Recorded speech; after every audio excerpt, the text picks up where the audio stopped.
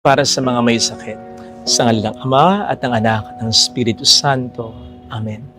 Ama naming makapangyarihan, Ikaw ang nagbigay sa amin ng buhay. Ikaw rin ang may pinakakakayanan na alagaan ng aming buhay. Ano man ang pag-iingat na gawin namin, masustansya man ang mga pagkain na kinakain namin, sapat man ang oras ng mga pahinga namin, dekalidad man ang mga gamot, pati na mga bitaminang iniinom namin, magagaling man ang mga doktor na tumitingin sa amin, Ikaw pa rin ang may pinakakayanang magdugtong at mag-alaga sa buhay namin. Ikaw ang aming pinakadakilang manggagamot at ang iyong pagmamahal ang aming pinakamabisang kamot. Iyakapin mo po sana kami ng mapagpala mong mga kamay. Pagpalain mo kami mula taluktok ng aming ulo hanggang sa aming talampakan. Pagpalain mo ang bawat parte ng aming katawan, ang bawat sistema, ang bawat selula, upang ang lahat ng ito ay sama-samang maapektuhan at kumana sa paraang makabubuti sa aming kalusugan. Gabayan mo ang mga doctors at nurses na sa amin ay tumitingin at nag-aalaga. Maibigay nawa nila sa amin ang mga tamang payo at gamot.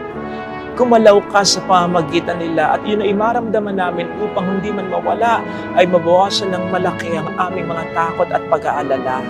Sinabi mong kami magtiwala sa iyo. Tulungan mo po kami na magawa ito. Sabi nga po ng mga apostol mo, o Panginoong Jesucristo, dagdagan mo po ang aming pananampalataya sa iyo, sapagkat kung minsan kami nasasaktan, nahihirapan, nanlalata, naiinip at napapagod na, tulungan mo pong huwag kaming pangibabawan ng mga negatibong bagay na ito na aming nararamdaman at ang iyong salita ay ang aming panghawakan. Yung salita mo na mahal mo kami, na hindi mo kami kalilimutan, na kami iyong pinakikinggan at kahit kailan ay hindi mo kami pababayaan. Yung salita mo sa unod Pedro 2:24 na sa pamamagitan ng iyong mga sugat ay nailigtas mo na kaming lahat.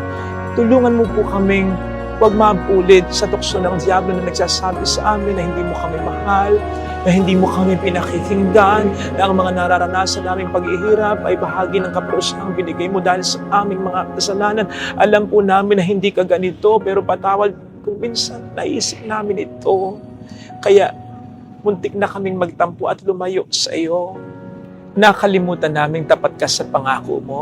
Nakalimutan namin walang imposible sa iyo. Nakalimutan namin na isang buong pananampalataya lamang ang hinihiling mo mula sa amin upang para sa amin ay makagawa ka ng milagro. Mula ngayon, Panginoon, ito ay ibibigay namin sa iyo. Iiwasan na namin ang mag-aalala. Bagkus ay aasa kami sa mga mangyayari pang maganda. Iiwasan na po namin ang malungkot. Bagkus ay pipiliin na po namin maging masaya. Bibigyan namin ng magandang laban ang demonyo na pilit kaming ginugupo at nilalayo sa iyo. Katawan lang namin ang kaya niyang sirain, pero hindi ang aming espiritu. Kaya't kapag mas pinalakas mo na ang espiritong ito dahil sa aming pananampalataya sa iyo, ay wala nang magagawa ang diablo, kundi palayain na ng tuluyan ang aming katawan na kanyang matagal lang pinahihirapan.